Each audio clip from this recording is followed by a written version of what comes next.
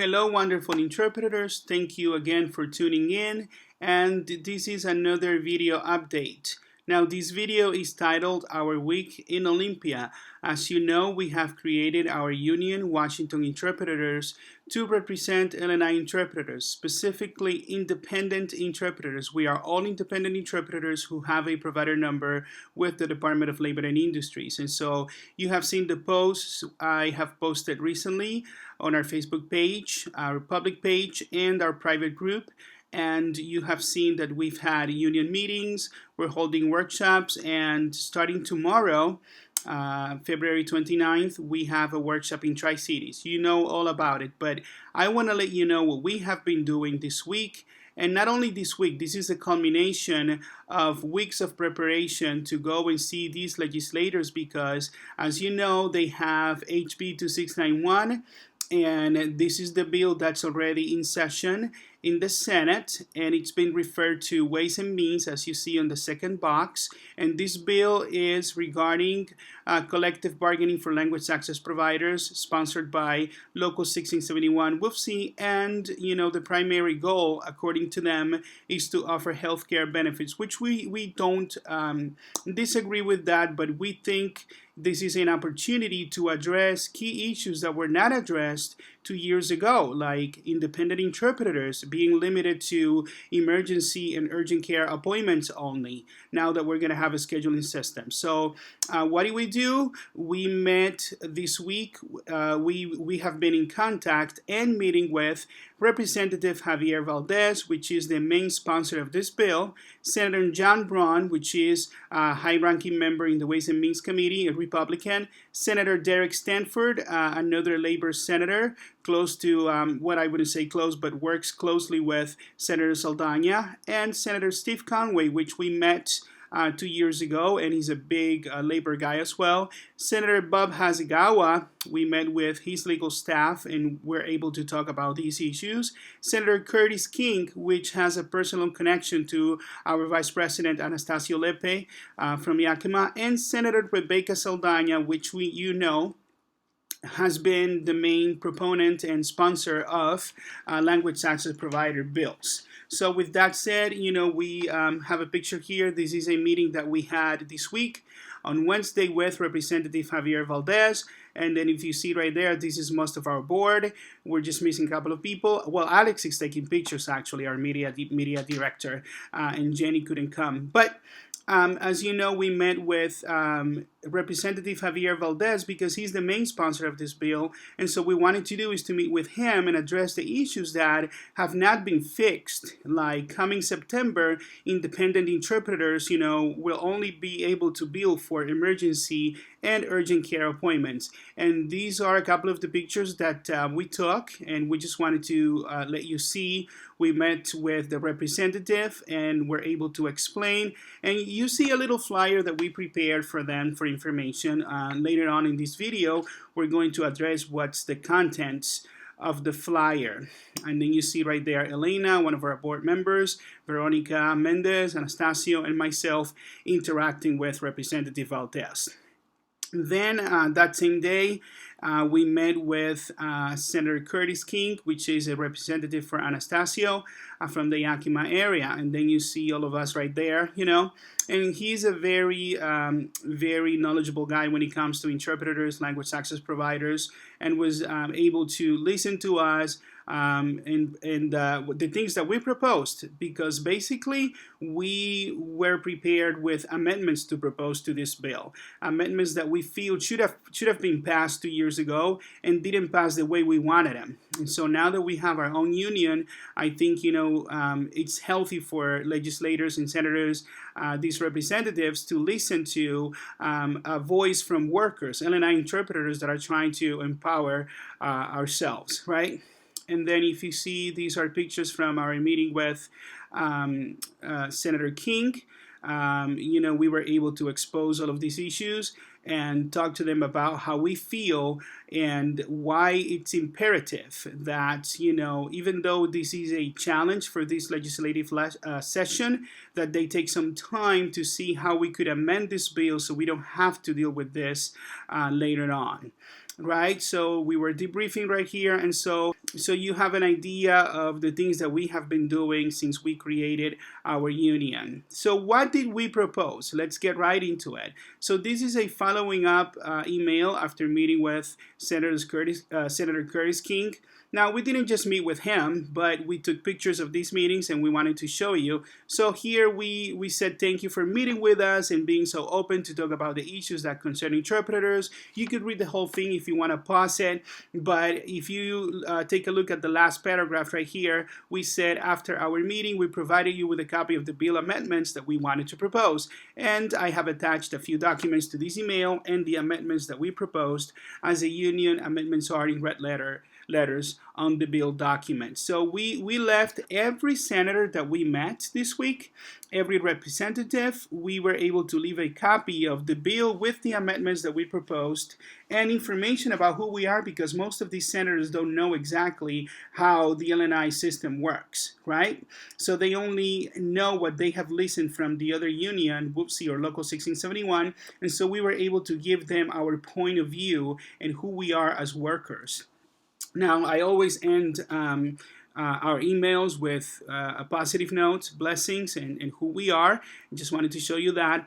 And so what was included in this email, and what were we showing these senators and representatives personally? As you saw, we had a flyer in the picture and some documents. So, well, this is the first page of the packet that we prepared. And so we were educating these senators. Look, this is coming from the LNI website, and this is pretty much the payment policies for healthcare services, interpretive services, chapter 14. And we were showing them that, look, we get paid 87 cents a minute, and not always can we reach a full hour when interpreting. Okay, individual interpretation is 87 cents a minute equals 52.20 an hour, only when we reach this hour. And then for mileage, we get the state's rate, and we do not have these restrictions with mileage as DSHS interpreters have. And that's the only time we get a payment for a no-show. And then after that, we show them that from the main website from LNI, they tell providers must verify that interpreters have an active provider number. As it says right here, you are responsible for making sure your patient/client has an accepted open claim with LNI and that the interpreter is certified with an active LNI provider ID. Why is this important that we were showing senators? Because, they think that the scheduling system that's going to be in effect come September this year, if nothing changes, is going to be good for all interpreters, and that is going to provide fair access to appointments, and everybody's going to get a raise. But we're trying to show them that, we have been providers with LNI for years, and we get paid directly with no middleman. We get everything, and we want to keep it this way regardless of the existence of a scheduling system. Now, the next slide that we were showing them is that LNI has instructions on how to become a certified LNI interpreter. And right there you see number one, you have to apply for an LNI provider ID or provider number. So, and then my text right there says all interpreters must have a provider number in order to bill LNI directly. LNI has about 1,400 independent interpreters currently in the system. And independent interpreters, we have been billing directly. Agencies have a group provider number with LNI to bill on behalf of interpreters. LNI decided last year that agencies won't be able to bill on behalf of interpreters by September this year, since there will be a scheduling system. And as independent interpreters, all we want is to keep our ability to bill LNI directly and not to be restricted to do so only for emergency and urgent care appointments. It's all about having options that work for all workers. And so we were also showing on this slide right here. This is an email that LNI sent by March last year saying that LNI has decided to contract with one or more scheduling organization. This means we will be purchasing in-person spoken language interpreter services through a scheduling system. We have been billing directly, but now because of the law that wasn't completely clear 2 years ago, now we have the scheduling system and independent interpreters are being limited. Now, and then we show right here, if you see, I'm going to try to see if I could make it a little bigger. right here, so you could see from LNI staff, there will be limited instances when a provider can go outside the scheduling system for an interpreter. These situations will be defined in the future, but will most likely include emergency and urgent care. Outside these situations, providers will be required to use the scheduling system if they want LNI to pay for the interpreter services. Now, this is part of a document when agencies were involved in the RFP, request for proposal, and they had many questions. So this is directly from LNI staff confirming that independent interpreters will be limited to only bill directly, or providers will only use them for emergency and urgent care. And so we wanted to show these legislators this is the case. So a scheduling system, as good as it could be for people to have fair access to appointments, it's not going to be as fair for independent interpreters if we are limited, right? And so this is the flyer that you saw. What is it that we're talking about in this flyer? Well, let me do a little close-up right here. Senate Bill 6245 became the law of the land for LNI interpreters back in 2018. The first column you see, independent interpreters will be limited. I'm sorry, because of the small letters right here, because of the way I made this flyer, it looks really small right here, but in person it's actually bigger. But it says right here, LNI will only pay independent interpreters directly when covering emergency and urgent care.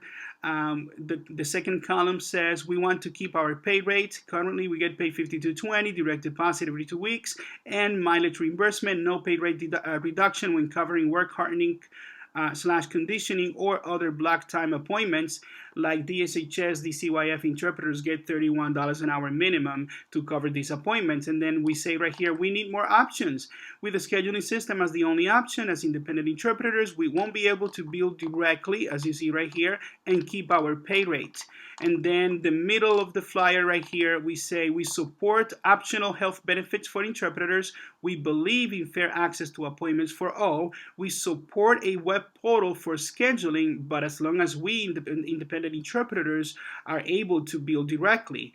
We are not brokers or agencies. We contract with LNI directly. And what do we propose? We propose a dual system where we can keep working without restrictions. We believe that providers should decide whether they'll use a web portal or to contact independent interpreters directly. It's all about providing options that work for everybody in order to better serve those patients in need.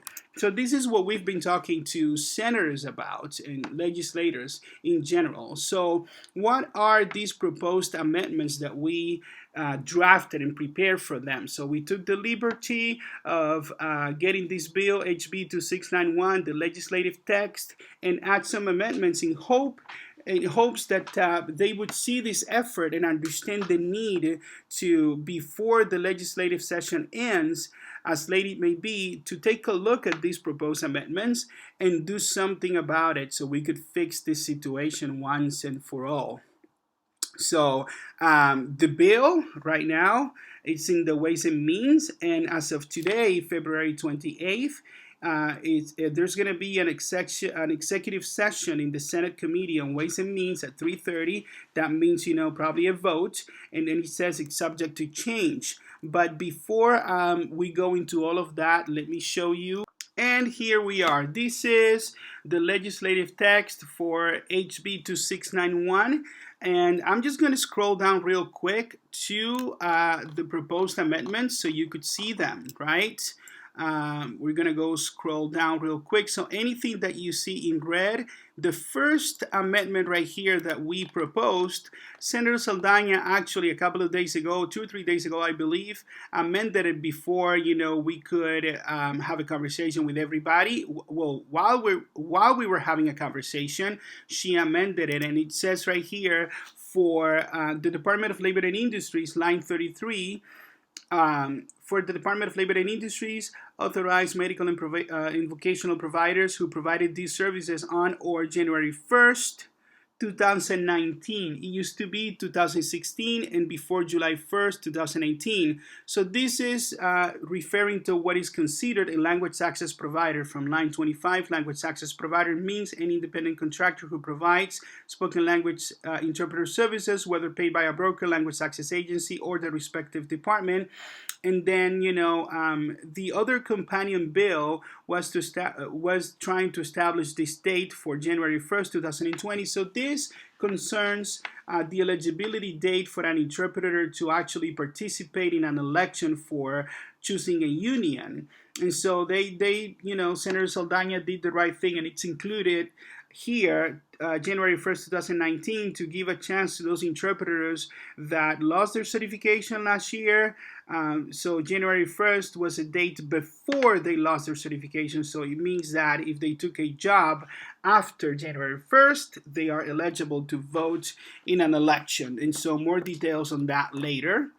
But that's one of the first things that we wanted to propose. And Senator Saldana, before anything, any other conversations with us, she proposed this and it got passed and it was amended. So notwithstanding the definition of collective bargaining in RCW 4156-030, the scope of collective bargaining for language access providers under this section is limited solely to economic compensation, such as the manner and rate of payments, including tiered payments, professional development and training, labor management committees, grievance procedures, health and welfare benefits. Now, this part in red right here, Anastasio actually added this language.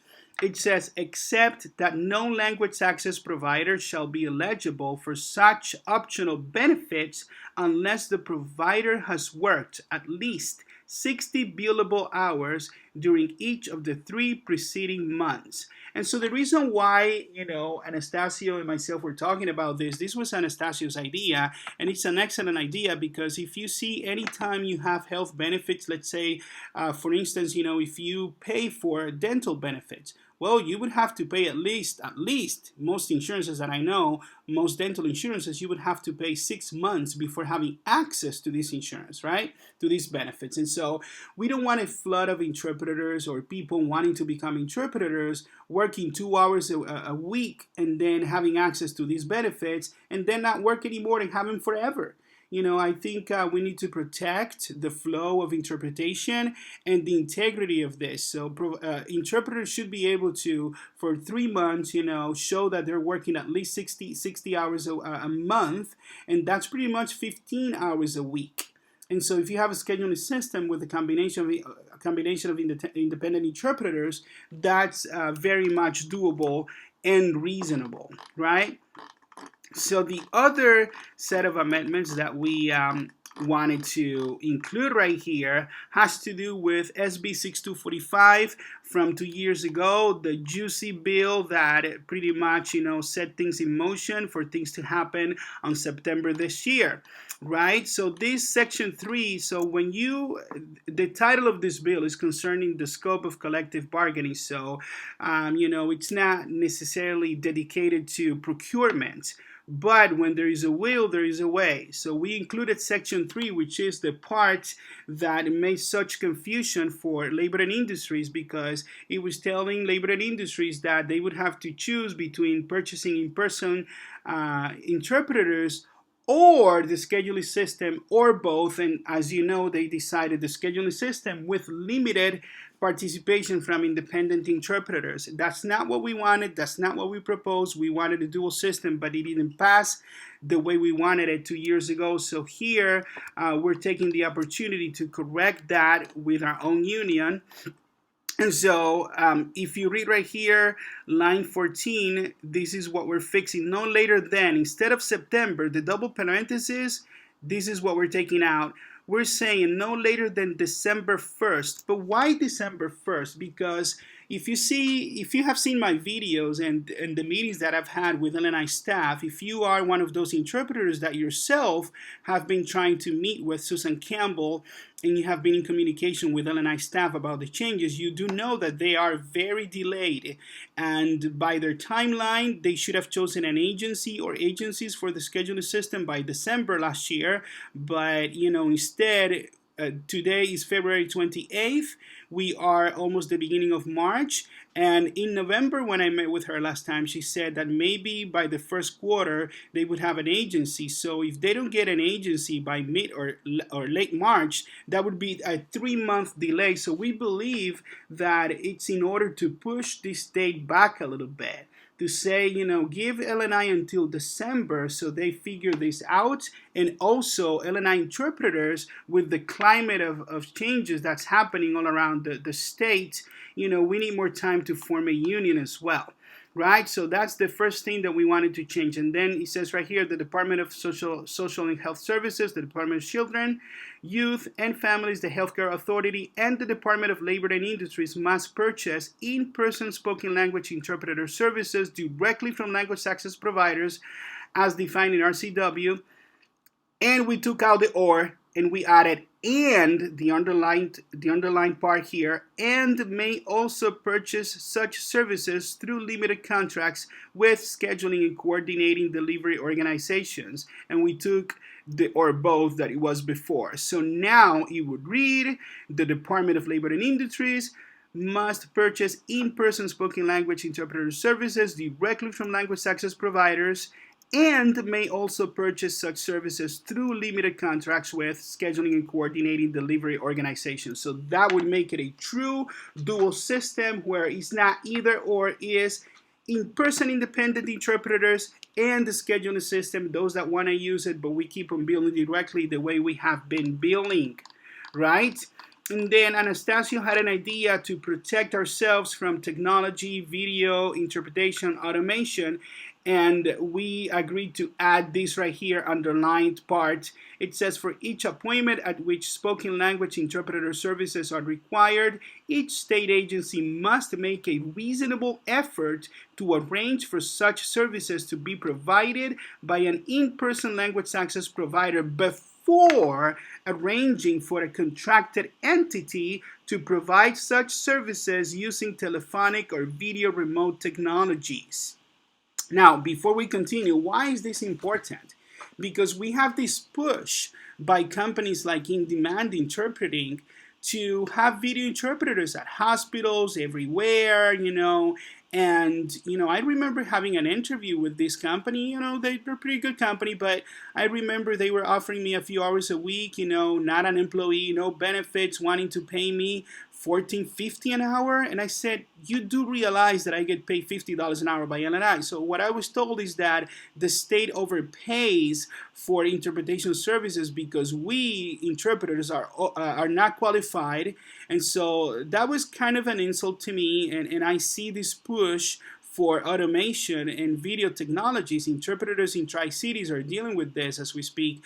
And so, we wanted to include that amendment right there to say, providers, LNI agencies, they do have to make a reasonable effort, okay, to arrange, for an in-person interpreter before using these technologies, to find somebody in person, physically present, and so the other section that we took out is this section that limits independent interpreters for emergency and urgent care. You could read it at your own time, but we took it out because if we have a dual system, then providers do not have to limit independent interpreters for emergency or urgent care appointments only. Right, so this is a little repetition right here of the text. This is the way the text works, but we're going to go down to another section that was of interest to us, and it says right here, line 24, all interpreter services procured under this section must be provided by language access providers who are certified or authorized by the state or nationally certified by the Certification Commission for Healthcare Interpreters or the National Board for Certification of Medical Interpreters. And then we took out this part because it's very detrimental in my opinion.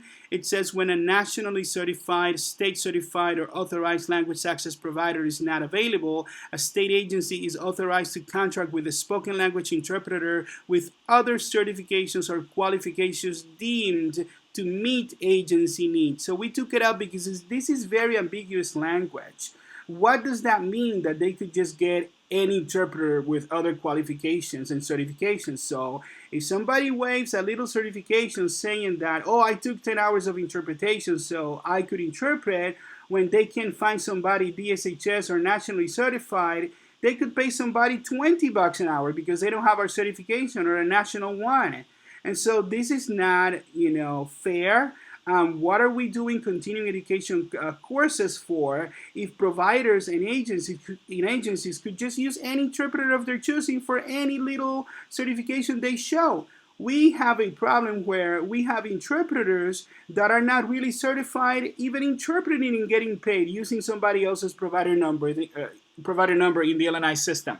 So we need to keep this in check and keep it only for DSHS interpreters and those that are nationally certified. So that's why we wanted to amend that little thing right here. And this is the end of the bill. This is a very narrow, short bill. Now, what we have been told by some legislators is that it's very difficult right now because of the legislative session to add something. And I'm going to say something that my mom used to say to me. When there is a will, there is a way. Cuando se quiere, se puede. We have trusted the process before, and this is where it got us. It's time that, we contact these legislators and say, we need to fix the independent interpreters issue now so it doesn't bite us later.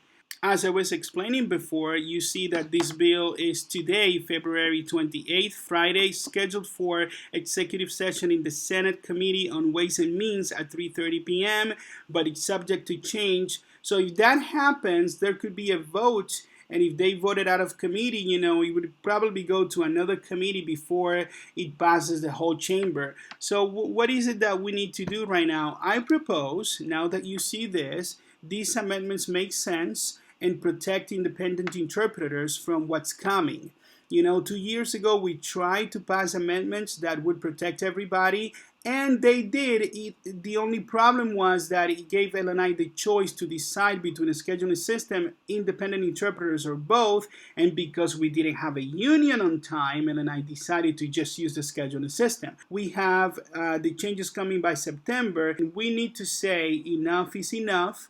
We suggest that you contact these legislators right now, Representative Javier Valdez, and those are their email addresses. He is the main sponsor of this bill.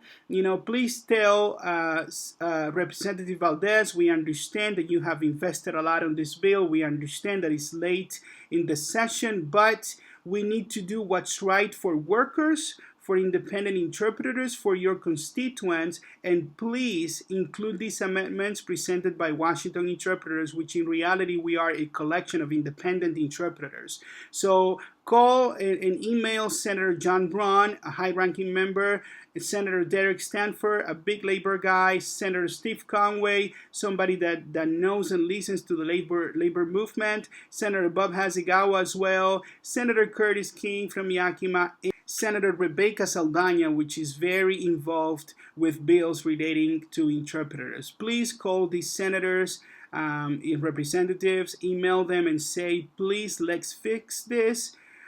Take a look at these amendments. When there is a will, there is a way. Thank you so much, guys, for tuning in. I hope that this video has been informative.